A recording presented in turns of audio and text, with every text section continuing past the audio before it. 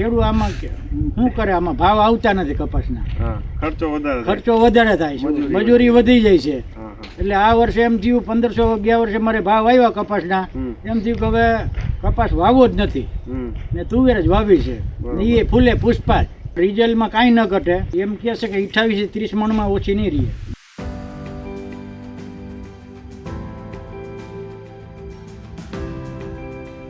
નમસ્કાર ખેડૂત મિત્રો, હું હર્ષિત ગજેરા. ફૂલે સીડ્સમાં આપનું હાર્દિક સ્વાગત છે. આપણે ફૂલે પુષ્પાનું એવું ફીલ જોઈ આવ્યા છીએ કે કાકાએ વર્ષોથી તુવેર વાવી જ નથી. તમારો પહેલાં પરિચય આપજો, આખું નામ. મારું ગામ કોલકી, હા, તાલુકો ઉપરડા, જિલ્લો રાજકોટ. મારું નામ બિપિનભાઈ છગનભાઈ અમૃતિયા. બરોબર. રહેવાનું કોલકી. અને આ કેટલા વીઘાની તમે તુવેર વાવી? 10 વીઘાની તુવેર વાવેલ છે. હા. અને એડા કેટલા વીઘાના? એડાના 9 વીઘાના એડા વાવેલા છે. બરોબર. બાકી તમે આ વખતે તુવેર વાવી, પહેલા કયા પાક વાવતા ચોમાસે? કપાસ જ વાવતો. કપાસ જ વાવતા. તો આ વખતે તમે તુવેર કઈ રીતે કેમ પસંદ કરી? ખેડૂત આમાં શું કરે, આમાં ભાવ આવતા નથી કપાસના. ખર્ચો વધારે થાય છે, મજૂરી વધી જાય છે. એટલે આ વર્ષે એમ થયું 1500 ગયા વર્ષે મારે ભાવ આવ્યા કપાસના, એમ થયું કે હવે કપાસ વાવવો જ નથી ને તુવેર જ વાવી છે. એ ફૂલે પુષ્પા તમે વાવી તો તમને કેવું લાગ્યું રિઝલ્ટ? ના, રિઝલ્ટમાં કાંઈ ન ઘટે. ગામમાં બીજી તુવેર વવાણી છે, બીજા ખેડૂત આટા મારવા આવતા છે, શું કહે છે પુષ્પા વિશે? એમ કહે છે કે 28 થી 30 મણમાં ઓછી નહીં રહે. બરોબર. તો આ તમે કયા સમય વાવી છે અંદાજે તમને સમય ખબર? હા, 20/6/2025. બરોબર. વાવણીમાં જ વાવી. આંતરપાકમાં કાંઈ નહોતું? મુખ્ય પાક તરીકે જ ફૂલે પુષ્પા તુવેર 144 નંબર વાવેલી છે. અને આમ આખું કેમેરો ફેરવો, તમે બતાવો જો કઈ રીતે વાવેલી છે. વીઘે કેટલું બિયારણ કીધું? વીઘે 900 ગ્રામ. 900 ગ્રામ જેવું કીધું. ટ્રેક્ટરથી વાવેલું? ટ્રેક્ટરથી વાવેલું. બરોબર. તો એ ઘાટું થઈ ગયું છે, ગૂંચવાઈ ગયું છે, અને હાઈટ તો એટલી, આ વજન એટલો થયો છે તોય ઢળી ગયા. આ છે 11 ફૂટ ઉપરની હાઈટ છે. જો આને ઉપર કરીએ ને તો ઉપર નથી થાય, એટલો વજન છે.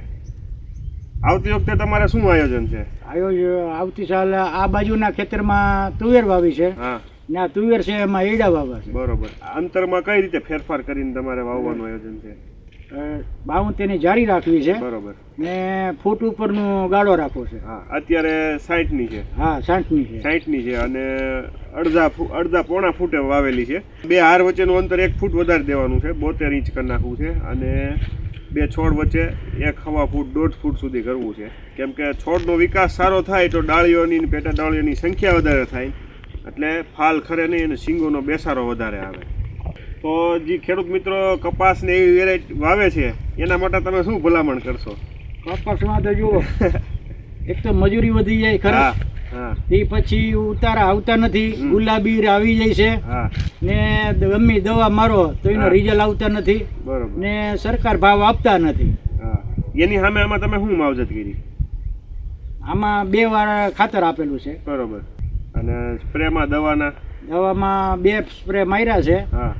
એક ફોકલેન્ડ માર્યું છે, એક વાર કોરાજન મારી હતી.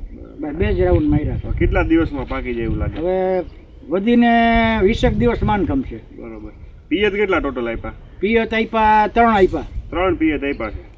જો આટલી માવજત કરી છે અને 25 થી 30 મણની વચ્ચે ઉત્પાદન આનું થશે તો ખેડૂત મિત્રો જાતે જ કેલ્ક્યુલેટર તો જો કે અમારે જોઈએ, તમારે તો મોઢે ગણતરી થાય તમારે કઈ રીતે કેટલો ઉતારો આવશે એ અને કેટલો બેનિફિટ મળશે.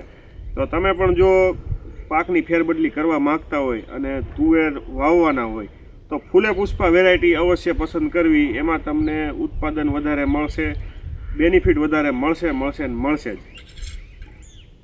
નજીકના ડીલરનું સરનામું અને કોન્ટેક્ટ નંબર મેળવવા માટે નીચે આપેલા નંબર પર સંપર્ક કરો. ધન્યવાદ.